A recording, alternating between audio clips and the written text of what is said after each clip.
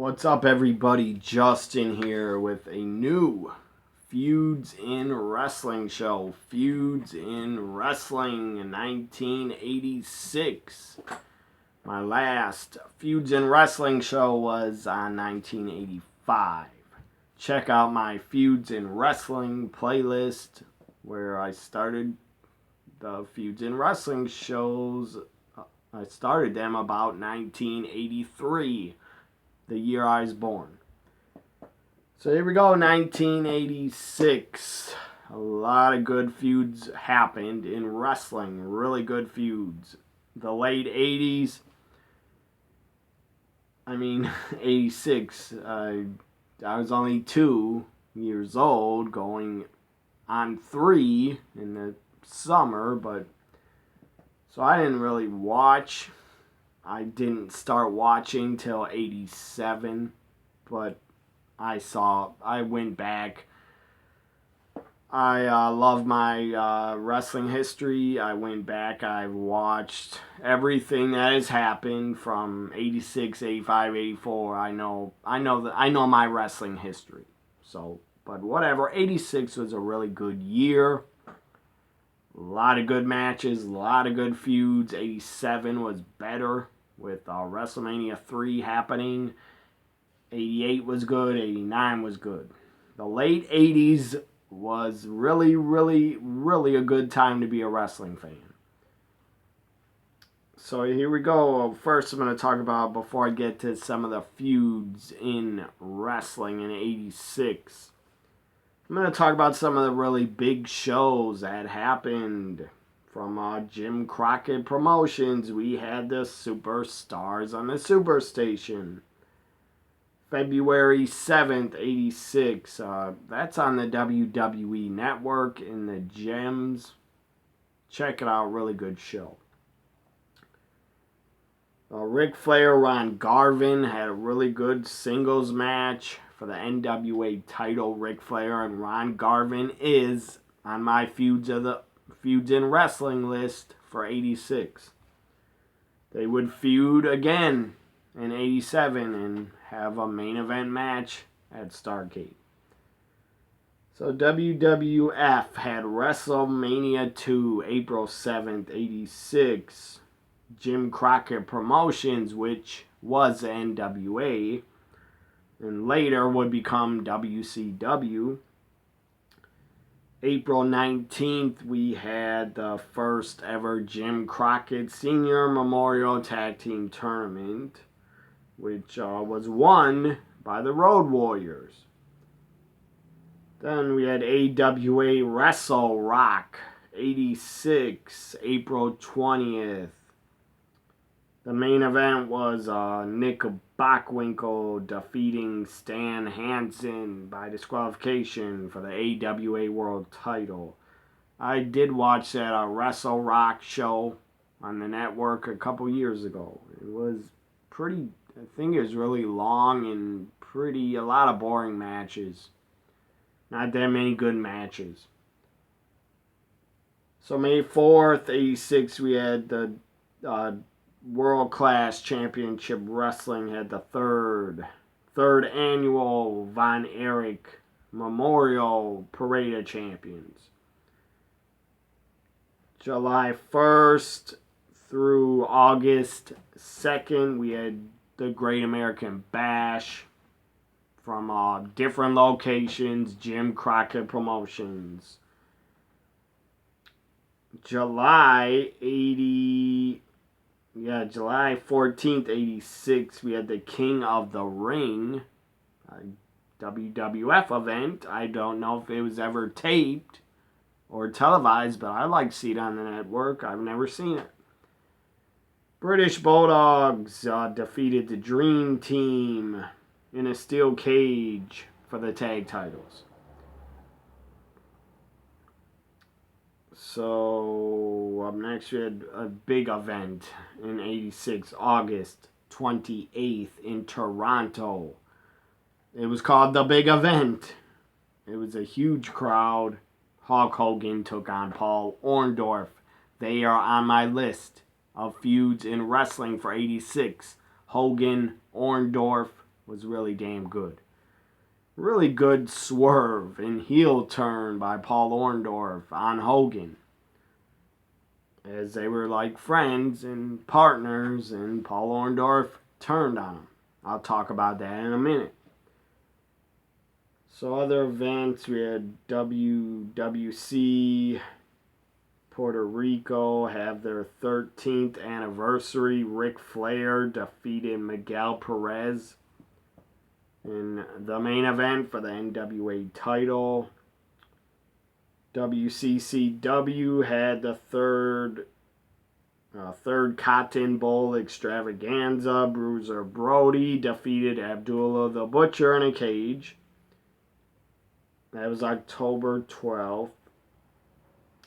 And Jim Crockett Promotions had Starrcade 86 on November 27th. A lot of good events in 86. So now let's talk about some of the feuds, some of my favorite feuds in wrestling that happened in 86. Let's start with the WWF. Paul Orndorff, Hulk Hogan. Really hot feud, really good.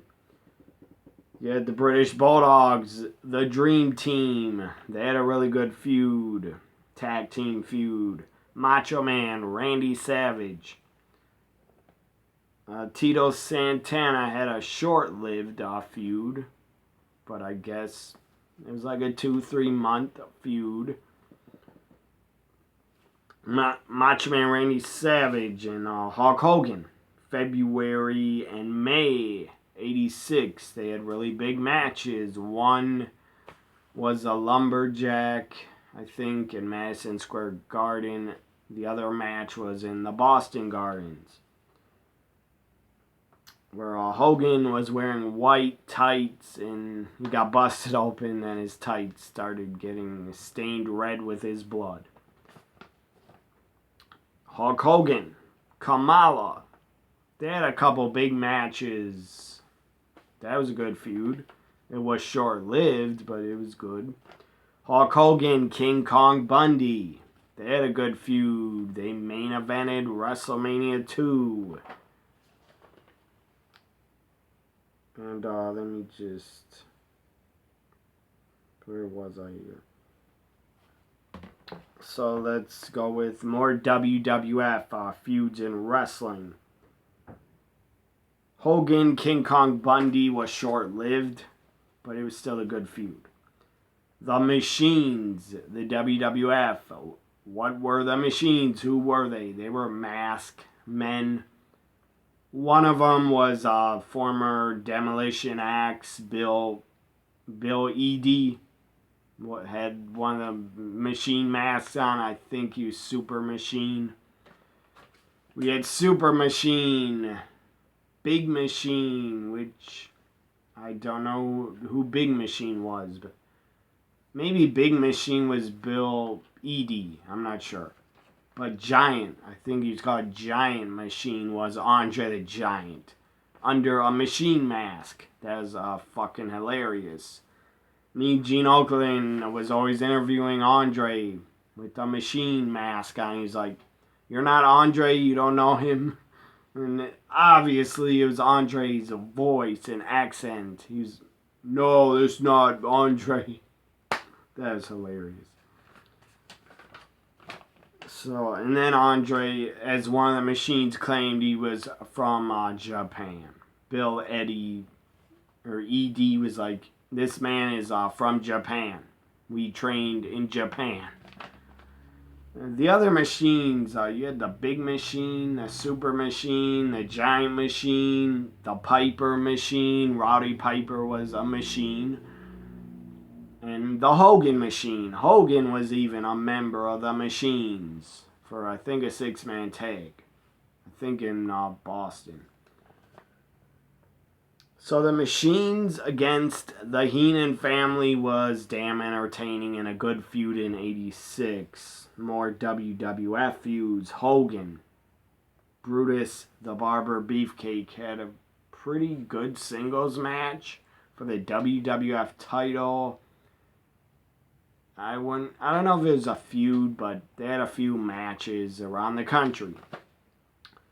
Roddy Piper turned, he was a heel to start 86. Piper turned babyface. First, he had a feud with Mr. T. I thought it was good. And then Piper turned babyface. Roddy Piper. Rest in peace, Hot Rod. It sucks that you're not here anymore. Then Roddy Piper had a good feud with Paul Orndorff and Cowboy Bob Orton. So I think I'm done with WWF feuds. Andre and Bobby Heenan had a hell of a feud. Or Andre against the Heenan family was damn good. I believe that's in 86. Andre against Bobby Heenan, or feuding with him. I know Bobby Heenan was talking a lot of trash on Primetime Wrestling's in 86 against Andre. Or he was claiming Andre was suspended because I think he was busted as being one of the machines. Or he was suspended and he came back as one of the machines under a mask. And Bobby Heenan was going off. It's epic. On Primetime Wrestling's in 86. Bobby Heenan was absolutely just ranting and going off on Andre as one of the machines. He was like, that's Andre the Giant. I know it. He's back. He's not suspended. And Gorilla Monsoon was like, no, he's not. No, that is not Andre. How do you know that? It was hilarious. Macho Man Randy Savage, George the Animal Steel had a pretty memorable feud in 86. Some matches were not good, but it was a good feud.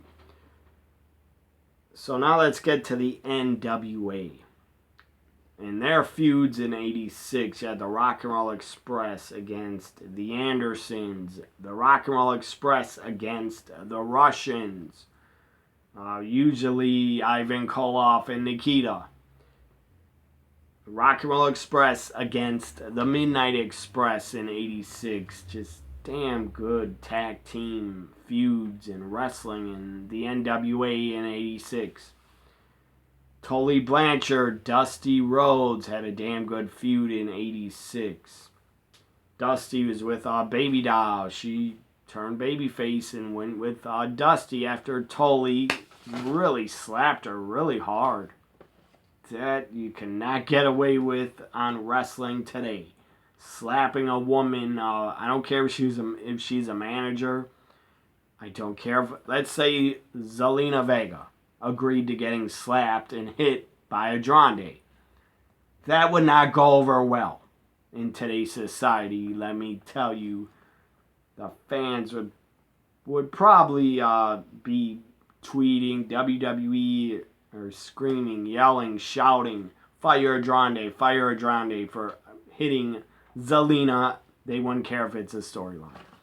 And I agree. I wouldn't say fire him, but I don't need to see guys hitting women, slapping them for real. I don't need to see that anymore in wrestling. It's not the 80s anymore. But back then, you could get away with it. Somehow, they got away with a lot of crazy fucking angles. A lot of crazy storylines. A lot of fucking edgy storylines they got away with in the 80s. The NWA and the WWF. Especially Tuesday Night Titans. That show had a lot of racist comments on it by wrestlers or guests. So, back to the NWA feuds. Tully, Dusty, really good. Baby Doll was involved, as I said. She was slapped by Tully Blanchard. She knew Tully was going to hit her. She agreed to it. And I just saw Baby Doll be in a shoot interview. I'll give the guy a shout out. The Hannibal TV. The guy's an awesome YouTube channel. Does a ton of wrestling shoot interviews.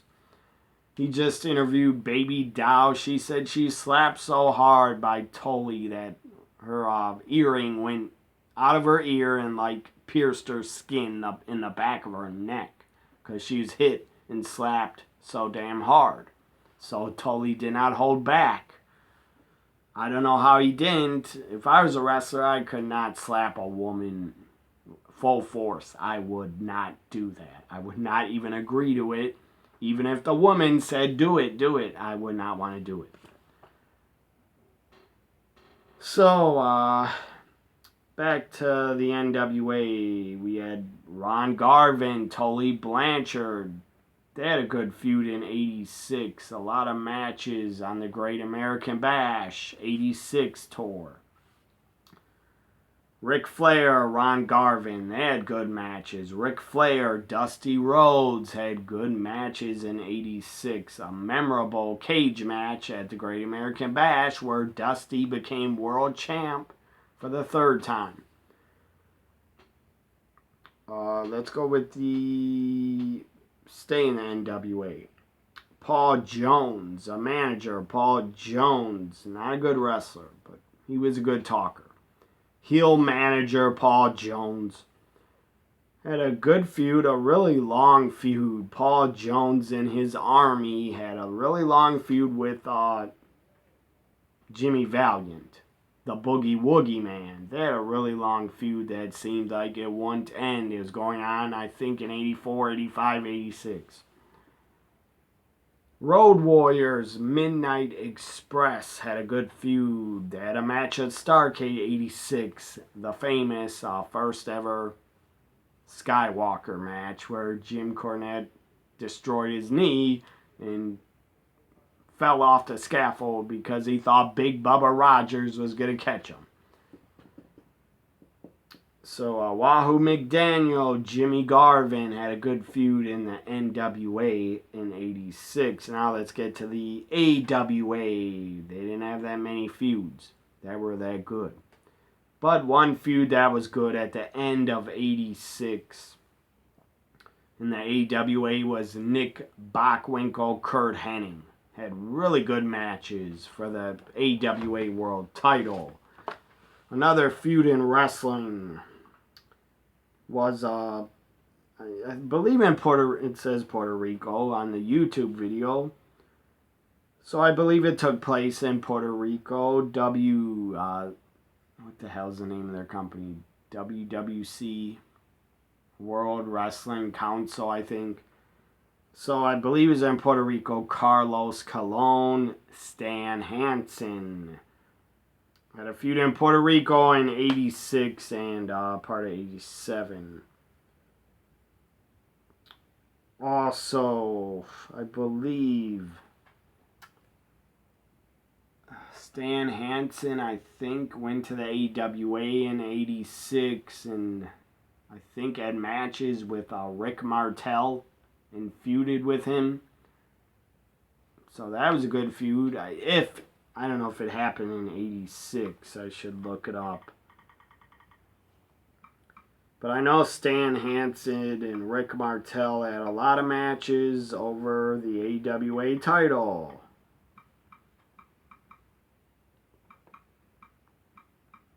I'm just not sure if it was 86 or 87.